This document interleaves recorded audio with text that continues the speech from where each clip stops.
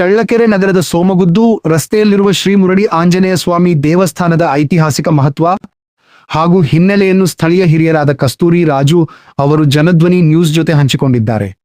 ಈ ದೇವಾಲಯವು ಹಲವು ದಶಕಗಳ ಇತಿಹಾಸ ಹೊಂದಿದ್ದು ಭಕ್ತರ ಅಚಲ ನಂಬಿಕೆ ಮತ್ತು ಆರಾಧನೆಯ ಕೇಂದ್ರವಾಗಿ ಗುರುತಿಸಿಕೊಂಡಿದೆ. ಹಿಂದೆ ಈ ಪ್ರದೇಶ ಕಾಡು ಹಾಗೂ ಕೃಷಿ ಭೂಮಿಯಾಗಿದ್ದ ಕಾಲದಲ್ಲೇ ಆಂಜನೇಯ ಸ್ವಾಮಿಯ ಪ್ರತಿಷ್ಠಾಪನೆ ನಡೆದಿದ್ದು, ಕಾಲಕ್ರಮೇಣ ದೇವಾಲಯವು ಗ್ರಾಮೀಣ ಜನಜೀವನದ ಭಾಗವಾಗಿ ಬೆಳೆಯಿತು ಎಂಬ ಮಾಹಿತಿಯನ್ನು ಕಸ್ತೂರಿ ರಾಜು ವಿವರಿಸಿದರು. ರಥಸಪ್ತಮಿ, ರಾಮನವಮಿ ಸೇರಿದಂತೆ ವಿಶೇಷ ಹಬ್ಬಗಳ ವೇಳೆ ಇಲ್ಲಿ ಸಾವಿರಾರು ಭಕ್ತರು ಸೇರಿ ಪೂಜೆ ಸಲ್ಲಿಸುವ ಪರಂಪರೆ ಇಂದಿಗೂ ಮುಂದುವರಿದಿದೆ. ಈ ದೇವಾಲಯ ಕೇವಲ ಧಾರ್ಮಿಕ ಕೇಂದ್ರವಷ್ಟೇ ಅಲ್ಲದೆ ಸ್ಥಳೀಯ ಸಂಸ್ಕೃತಿ ಮತ್ತು ಐತಿಹಾಸಿಕ ಪರಂಪರೆಯ ಸಂಕೇತವಾಗಿದೆ ಎಂದು ಅವರು ಹೇಳಿದರು. ಸ್ಥಳೀಯ ಇತಿಹಾಸವನ್ನು ಉಳಿಸಿ ಮುಂದಿನ ತಲೆಮಾರಿಗೆ ತಲುಪಿಸುವ ಉದ್ದೇಶದಿಂದ ಈ ಮಾಹಿತಿಯನ್ನು ಜನಧ್ವನಿ ನ್ಯೂಸ್ ಮೂಲಕ ಸಾರ್ವಜನಿಕರಿಗೆ ಹಂಚಿಕೊಳ್ಳಲಾಗಿದೆ. ನಮ್ಮ ತಾಯಿ ಧರ್ಮದರ್ಶಿಗಳು ನಮ್ಮ ಅತ್ತೆಯವರು ಮೋಹಿನಮ್ಮ ಅಂತೇಳಿ, ನಮ್ಮ ತಂದೆಯವರು ಸಂಜೀವಪ್ಪರು ಧರ್ಮದರ್ಶಿಗಳಾಗಿದ್ದಾಗ ಆಂಜನೇಯನ ಪರಮ ಭಕ್ತರು. ಮುರುಡಿ ಆಂಜನೇಯ ನಮ್ಮ ಮನೆ ದೇವರು. ಮುರುಡಿ ರಾಯದುರ್ಗ ತಾಲೂಕಿನಲ್ಲಿ ಹಾಸನಲ್ಲಿ ಇರುವ ಮುರುಡಿ ಗ್ರಾಮದ ವ್ಯಾಸರಾಯರ ಪ್ರತಿಷ್ಠಾಪಿತ ಆಂಜನೇಯ ನಮ್ಮ ಮನೆ ದೇವರು. ಅಪ್ಪ ಅವರು ಅದೇ ಹೆಸರಲ್ಲೇ ಇಲ್ಲಿ ಬಿಸ್ನೆಸ್ ಮಾಡ್ತಾಯಿದ್ರು ಚಳ್ಳಕೆರೆಯಲ್ಲಿ. ಅವರು ಪರಮ ಭಕ್ತರು. ತಾತ ಮುತ್ತಾತರ ಕಾಲದಿಂದ ನಾವು ನಮ್ಮ ವಂಶದಲ್ಲಿ ಆಂಜನೇಯನ ಭಕ್ತರು. ಅವರು ಪ್ರತಿದಿನ ಇಲ್ಲಿ ಪೂಜೆ ಮಾಡಿ ನಾವೊಂದು ಕಾರ್ಯಗಳನ್ನ ನಡೆಸಬೇಕು ಅಂತ ಒಂದು ಆಸೆ ಆದಾಗ ನಮ್ಮ ಇದು ಮೊದಲಿಗೆ ಜಮೀನು, ಇದರಲ್ಲಿ ಒಂದು ಭಾಗದಲ್ಲಿ ಒಂದು ಚಿಕ್ಕದಾಗಿ ಗುಡಿ ಕಟ್ತೀರಪ್ಪ ಅಂತೇಳಿ ಕಟ್ಟಿದ್ರು. ಅವ್ರು ಕಟ್ಟಿ ಅವ್ರು ನಡೆಸ್ತಾ ಇದ್ರು. ನಾವು ಬಿಸ್ನೆಸ್ ಮೇಲೆ ಅದ್ರ ಮೇಲೆ ಎಲ್ಲ ಹೊರಗಡೆ ಇದ್ವಿ. ಅವರು ಕೊನೆಯ ಕಾಲದಲ್ಲಿ ಅವರು ಸಾಯಬೇಕಾದ್ರೆ ಅವ್ರಿಗೆ ಸಾಯ್ತೀನಿ ಅನ್ನೋ ಭಯ ಇಲ್ಲ, ನೋವಿಲ್ಲ.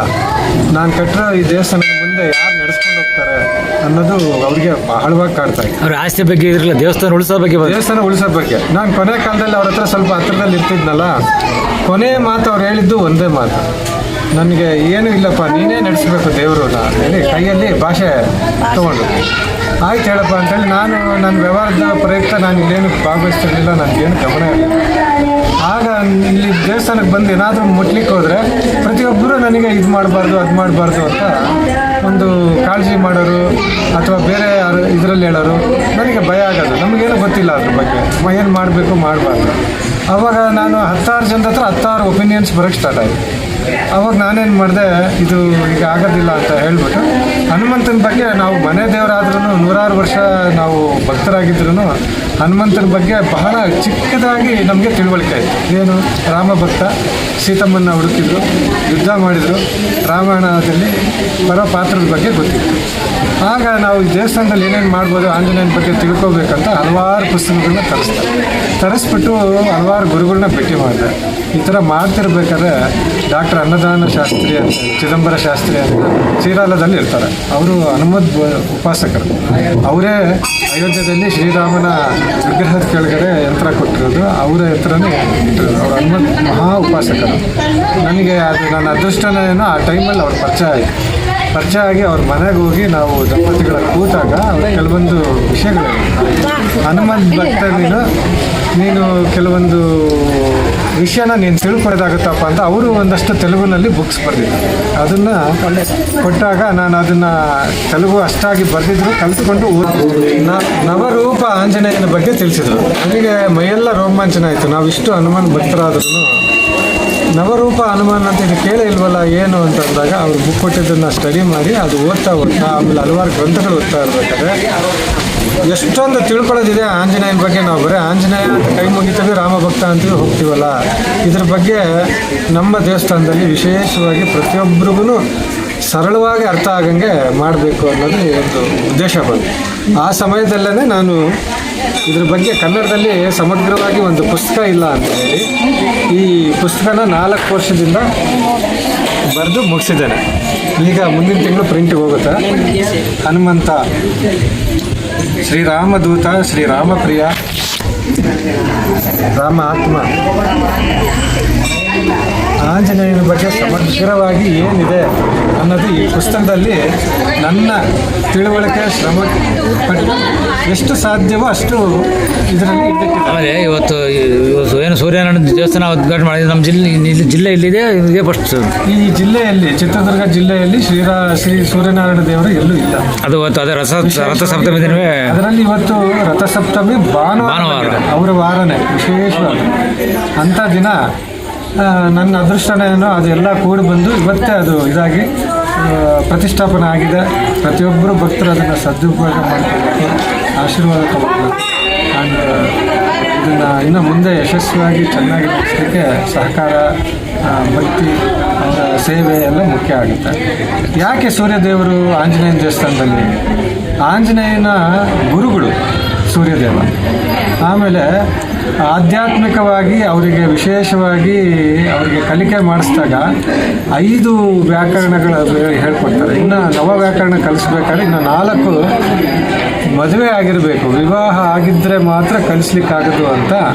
ಆಂಜನೇಯನ ಪವರಿಗೆ ಯಾರು ಹೆಣ್ಣು ಅಂತ ನೋಡಿದಾಗ ಸೂರ್ಯದೇವನ ಮಗಳು ಸುವರ್ಚಲಾ ದೇವಿನ ಮದುವೆ ಮಾಡ್ತಾರೆ. ಇದು ನಮ್ಮ ನವರೂಪಾವತಾರದಲ್ಲಿ ಒಂದು ಅವತಾರದ್ದು ಕಥೆ. ಸೊ ಹಾಗಾಗಿ ಸೂರ್ಯದೇವರು ಅವರಿಗೆ ಗುರುಗಳಾದಾಗ ನಾವು ಸಾಮಾನ್ಯವಾಗಿ ನಾವೇನು ಮಾಡ್ತೀವಿ, ಗುರುವೇ ನಮಗೆ ಅಂತ ಹೇಳ್ತಾರೆ, ಹೌದಲ್ವಾ? ಪ್ರಥಮ ಗುರು, ನಂತರ ತಾಯಿ, ತಂದೆ ಅಂತ. ಹಾಗೆ ಆಂಜನೇಯನ ಏನು ನಂಟು ಅನ್ನೋದು ಗೊತ್ತಾಗಬೇಕು ಅನ್ನೋದಕ್ಕೋಸ್ಕರ ಸೂರ್ಯದೇವನ ಪ್ರತಿಷ್ಠಾಪನೆ ಮಾಡಿದ್ದೀವಿ. ಆಮೇಲೆ ಶಿವ ಮತ್ತು ಪಾರ್ವತಿ ನಂದಿಕೇಶ್ವರದ್ದು ನಾಳೆ ಇದೆ ಪ್ರತಿಷ್ಠಾಪನಾ. ಅದು ವಿಶೇಷ ದಿನದಲ್ಲಿ ಸೋಮವಾರ ಅಷ್ಟಮಿ ದಿನ ಮಾಡಿಸ್ತಾ ಇದ್ದಾರೆ. ಈಗ ಆಂಜನೇಯ ದೇವಸ್ಥಾನ ಆವರಣ ಯಾವ ದೇವಸ್ಥಾನ ಇದೆ? ಯಾವ ದೇವಸ್ಥಾನಗಳು ಇದಾವೆ ಇಲ್ಲಿ? ಆಂಜನೇಯ ಮುಖ್ಯವಾಗಿ ತಂದೆಯವರು ಕಟ್ಟಿಸಿದ್ರು. ಅದಾದ ನಂತರ ರಾಮ ಇಲ್ದಿದ್ದು ಆಂಜನೇಯ ಇರಲ್ಲ ಅಂತ ಹೇಳಿ ಸೀತಾರಾಮ ಲಕ್ಷ್ಮಣ ಸಮೇತ ಆಂಜನೇಯನ ದೇವಸ್ಥಾನ ಮಾಡಿದರು. ಅದಾದಮೇಲೆ ವಿಘ್ನೇಶ್ವರ ಇಲ್ಲದೆ ಯಾವುದೇ ಒಂದು ಕಾರ್ಯಕ್ರಮಗಳು, ದೇವಸ್ಥಾನಗಳು ಸರಿಯಾಗಿ ನಡೆದಿಲ್ಲ ಅಂತೇಳಿ ವಿಘ್ನೇಶ್ವರನ ಪ್ರತಿಷ್ಠಾಪನೆ ಮಾಡಿದ್ರು. ನಾನು ಅಪಾರು ಕಾಲವಾದ ನಂತರ ಬರೀ ವಿಘ್ನೇಶ್ವರನ ಇಡಬಾರ್ದು, ಯಾವಾಗಲೂ ಸಹೋದರರು ಇರಬೇಕು ಜೊತೆಯಲ್ಲಿ, ಆವಾಗಲೇ ಅನ್ಯೋನ್ಯತೆ ಇರುತ್ತೆ ಅನ್ನೋದು ನನ್ನ ತಿಳುವಳಿಕೆಗೆ ಬಂತು. ಹಾಗಾಗಿ ಸುಬ್ರಹ್ಮಣ್ಯನ ಕರ್ತಾರೆ. ಆಗ ಗುರುಗಳು ಹೇಳಿದರು, ಬರೀ ಸುಬ್ರಹ್ಮಣ್ಯ ಗಣೇಶ ಇದ್ದಾರಪ್ಪ, ಆನಂತರ ಶಿವ ಬಂದು 11ನೇ ರುದ್ರಾಂಶಾವತಾರ ಆಂಜನೇಯ. ಹಾಗಾಗಿ ನೀನು ಗುರು ಇರ್ತಾ ಇದೆಯಾ, ಸುಬ್ರಹ್ಮಣ್ಯ ಇದ್ದಾರೆ, ಅವ್ರು ಯಾವಾಗಲೂ ಪರಿವಾರ ದೇವರುಗಳು, ಅಂದರೆ ಕುಟುಂಬ ಸಮೇತ ನೆಲೆಸಿರಬೇಕು ಅವರು. ಶಿವ, ಪಾರ್ವತಿ, ಗಣೇಶ, ಸುಬ್ರಹ್ಮಣ್ಯ ಇದ್ರೇ ಆ ಕ್ಷೇತ್ರ ಯಾವತ್ತಿಗೂ ಸಂತೋಷವಾಗಿರುತ್ತೆ, ಕುಟುಂಬವಾಗಿರುತ್ತೆ ಅಂತ ಹೇಳಿದ್ದಕ್ಕೆ ಆ ನಂತರ ಶಿವನ 11ನೇ ರುದ್ರಾಂಶ ಅವತಾರ ಆಂಜನೇಯ ಆಗಿರೋದ್ರಿಂದ ಆ ಗುರುತು, ಆ ಒಂದು ನಂಟು ಭಕ್ತಾದಿಗಳಿಗೆ ಪ್ರತಿಯೊಬ್ಬರಿಗೂ ಪುಸ್ತಕ ಓದಿಲ್ಲ ಅಂದರೂ ದೇವಸ್ಥಾನಕ್ಕೆ ಬಂದಾಗ ಕುತೂಹಲ ಬಂದು ತಿಳ್ಕೊಂಡು ಅದು ಅರ್ಥ ಆಗಲಿ ಅಂತ ಹೇಳಿ ಶಿವ ಪಾರ್ವತಿಯವ್ರನ್ನ ತರ್ತಾ ಇದ್ದೀವಿ. ಇನ್ನು ಶಿವ ಪಾರ್ವತಿ ಬಂದ ಮೇಲೆ ನಂದಿಕೇಶ್ವರ ಇಲ್ಲದೇ ಇರೋದಿಲ್ಲ, ಹಾಗಾಗಿ ನಂದಿಕೇಶ್ವರ. ಇದೆಲ್ಲ ಆದಮೇಲೆ ಅಪ್ಪ ಅವರ ಮಹಾ ದೊಡ್ಡ ಕನಸು ಅಂದರೆ ಪಂಚಮುಖಿ ಹನುಮಾನ್ ಮಾಡಬೇಕು ಅಂತ ಇತ್ತು. ಅವರು ಬಹಳ ಕೇಳಿದ್ರು, ನಾನಿದ್ದಾಗೆ ಮಾಡಿ ಅಂತ. ಅದು ಸಾಧ್ಯವಾಗಲಿಲ್ಲ. ಈಗ ಈ ದೇವಸ್ಥಾನದ ಪುನರ್ಜೀವನ ಮತ್ತು ಪುನರ್ಜೀರ್ಣೋದ್ಧಾರ ಮಾಡಿ ಅದಕ್ಕೆಲ್ಲ ವ್ಯವಸ್ಥೆ ಮಾಡಿ ಪಕ್ಕದಲ್ಲಿ ಒಂದು 65 ಅಡಿದು ಪಂಚಮುಖಿ ಆಂಜನೇಯ ಅದನ್ನು ಪಕ್ಕದಲ್ಲಿ ಕಟ್ಟಲಿಕ್ಕೆ ಆಗಲೇ ಎಲ್ಲ ಪ್ಲಾನು, ನಕ್ಷೆ ಎಲ್ಲ ರೆಡಿಯಾಗಿದೆ. ಬಹುಶಃ ಇನ್ನೊಂದು 6 ತಿಂಗಳಲ್ಲಿ ಶುರುವಾಗುತ್ತೆ. ಈಗೇನು ನಾವು ಹೋಮಗಳು ಮಾಡಲಿಕ್ಕೆ ಹಾಕಿದ್ದೀವಿ, ಅದು ಒಂದು ಟೆಂಪ್ರರಿ ಶೆಡ್. ಅದು ರಿಮೂವ್ ಮಾಡಿದ ಮೇಲೆ ಅಲ್ಲಿ ಕನ್ಸ್ಟ್ರಕ್ಷನ್ ಸುಬ್ರಹ್ಮಣ್ಯ ನೋಡ್ಬೇಕಂದ್ರೆ ಬೇರೆ ಬೇರೆ ದೇವಸ್ಥಾನ, ಬೇರೆ ಬೇರೆ ರಾಜ್ಯಗಳು ಹೋಗ್ತಿದ್ವಿ. ಇವತ್ತು ಎಲ್ಲ ದೇವಸ್ಥಾನ, ಇವತ್ತು ಚಳ್ಳಕೆರೆ ನಗರದ ಒಂದು ಮುರುಡಿ ಆಂಜನೇಯ ಸ್ವಾಮಿ ದೇವಸ್ಥಾನ ಆವರಣ ದರ್ಶನ ಮಾಡ್ಬೋದೆಲ್ಲ. ಹೌದು. ಈಗ ಗರುಡ ಇದೆ. ಗರುಡ ಏನಕ್ಕೆ ಅಂದರೆ ರಾಮಾಯಣದಲ್ಲಿ 2ನೇ ದಿನನ ಯುದ್ಧ ಆದಾಗ ಇಂದ್ರಜಿತ್ ಬಂದು ಬ್ರಹ್ಮಾಸ್ತ್ರ ಉಪಯೋಗಿಸ್ಬಿಟ್ಟು ಅವರೆಲ್ಲ ಮೂರ್ಛೆ ಹೋಗ್ಬಿಡ್ತಾರೆ. ಓನ್ಲಿ ವಿಭೀಷಣ, ಆಂಜನೇಯ, ಜಂಬು ಅಂತ ಮಾತ್ರ ಎಚ್ಚರಿಕೆಯಾಗಿರ್ತಾರೆ. ಆ ಸಮಯದಲ್ಲಿ ಗರುಡ ಬಂದು ಅವರಿಗೆ ಶಕ್ತಿ ಮತ್ತು ಎಚ್ಚರಿಕೆಯನ್ನು ಮಾಡಿ ಅವರು ನಾರಾಯಣ ವಾಹನ, ನಾರಾಯಣ ರೂಪ ಶ್ರೀರಾಮಚಂದ್ರ ಅದನ್ನು ಗುರುತಿಸಿ ಜ್ಞಾಪಿಸಿ ಬಂದು ಮಾಡೋದ್ರಿಂದ ಅದರದ್ದು ಪ್ರತೀಕವಾಗಿ ಗರುಡ ಇದ್ದಾರೆ. ನಮ್ಮ ತೇರಿನ ರೂಮ್ ಕಟ್ಸಿದ್ದೇನೆ, ಇನ್ನೂ ತೇರು ಬಂದಿಲ್ಲ. 15 ಅಡಿ ಕೋದಂಡರಾಮ ರಥ ಮಾಡಬೇಕಂತ ಸಂಕಲ್ಪ ಮಾಡಿದ್ದೀವಿ. ಆ ರೂಮಿನ ಮೇಲೆ ನಾನು ಈ ಬುಕ್ ಬರೀತಿರ್ಬೇಕಾದ್ರೆ ಒಂದು ಸಂದರ್ಭ ಬಹಳ ನನಗೆ ಹೃದಯಕ್ಕೆ ಹತ್ತಿರವಾದದ್ದು ಅಂದರೆ, ಸೀತಾಮಾತನ ಆಂಜನೇಯ ಅವ್ರು ನೋಡಿ ಅವರು ವಾಪಸ್ ಬಂದು ಶ್ರೀರಾಮ ಅವರಿಗೆ ಶ್ರೀರಾಮ ಅವರಿಗೆ ಚೂಡಾಮಣಿಯನ್ನು ಕೊಡ್ತಾರೆ. ಕೊಟ್ಟಾಗ ಶ್ರೀರಾಮ ಅವರು ತುಂಬ ಭಾವುಕರಾಗ್ಬಿಡ್ತಾರೆ. ಯಾಕಂದರೆ ಅವರಿಗೆ ಸೀತಾಮಾತೆನ ನೋಡಿದ ಕಂಗಾಲಾಗ್ಬಿಟ್ಟು ಪರಿತಪಿಸ್ತಿರ್ತಾರೆ. ಅಂಥ ಸಮಯದಲ್ಲಿ ಆಂಜನೇಯ ಮಾಡಿದ ಒಂದು ಆ ಚಿಕ್ಕ ಸಹಾಯನ ಅವರಿಗೆ ತುಂಬ ಭಾರ ಮಾಡುತ್ತೆ ಹೃದಯನ. ಅವಾಗ ಅವ್ರು ಹೇಳ್ತಾರೆ, ನಾನು ರಾಜ ಆಗಿದ್ದೆ, ಈಗ ನಾನು ಕಾಡಲ್ಲಿ ವನವಾಸದಲ್ಲಿದ್ದೀನಿ, ಈಗ ನಾನು ಹೇಗೆ ನಿನಗೆ ಯಾವ ಥರ ನಿನಗೆ ಸನ್ಮಾನ ಅಥವಾ ಆಶೀರ್ವಾದ ಅಥವಾ ಕಾಣಿಕೆ ಕೊಡಲಿ ಅಂತ ಹೇಳಿದಾಗ, ನನಗೆ ಅದೇನು ಬೇಡ, ನಿಮ್ಮ ಪ್ರೀತಿ ಸಾಕು ಅಂತಾರೆ ಆಂಜನೇಯ. ಅವಾಗ ಅವ್ರು ಹೇಳ್ತಾರೆ, ಇಲ್ಲ, ನನ್ನ ಹೃದಯ ಆಲಿಂಗನನ್ನ ಯಾರಿಗೂ ಕೊಟ್ಟಿಲ್ಲ, ನಿನಗೆ ಪ್ರಥಮವಾಗಿ ನಾನು ಕೊಡ್ತೇನೆ ಅಂತ ಅವ್ರನ್ನ ತಪ್ಕೊಳ್ತಾರೆ. ಆ ಒಂದು ಗುರುತಿಗೆ ಮೇಲೆ ರಾಮಾಂಜನೇಯದ ಗುರುತು ಮಾಡಿರೋದು. ಇನ್ನು ಪಂಚಮುಖಿ ಆಂಜನೇಯ ಬಂದು ಸಾಕಷ್ಟು ವಿಶೇಷಗಳಿದೆ. ಆರೋಗ್ಯ, ವಿದ್ಯೆ, ಆಮೇಲೆ ದುಷ್ಟಶಕ್ತಿಗಳ ನಿಗ್ರಹಣ, ಆಮೇಲೆ ಶಕ್ತಿ, ಭಕ್ತಿ ಎಲ್ಲ ಕೊಡುವಂಥ ಒಂದು ಪವರ್ಫುಲ್ ರೂಪ ಅದು ಪಂಚಮುಖಿ ಆಂಜನೇಯ. ತಂದೆಯವ್ರ ಕನಸಾಗಿತ್ತು ಅದಕ್ಕೊಂದು ಪ್ರತಿಮೆ ಮಾಡಿಸ್ಬೇಕಂತ. ನಾನು ಚಿಕ್ಕದೆಲ್ಲ ಮಾಡಿದರೆ ಈ ವಿಶೇಷತೆ ಇರಲ್ಲ, ಚಿತ್ರದುರ್ಗ ಜಿಲ್ಲೆಯಲ್ಲಿ ಎಲ್ಲೂ ಇಲ್ಲ ಆ ಥರದ್ದು ಪಂಚಮುಖಿ ಆಂಜನೇಯನ ಒಂದು ರೂಪಾವತಾರ. ಅದನ್ನು ವಿಶೇಷವಾಗಿ ಅದನ್ನು ಒಂದು ಎಲ್ಲ ನಕ್ಷೆ ರೆಡಿ ಮಾಡಿದ್ದೀವಿ. ಇನ್ನೊಂದು 6 ತಿಂಗಳಲ್ಲಿ ಶುರುವಾಗುತ್ತೆ.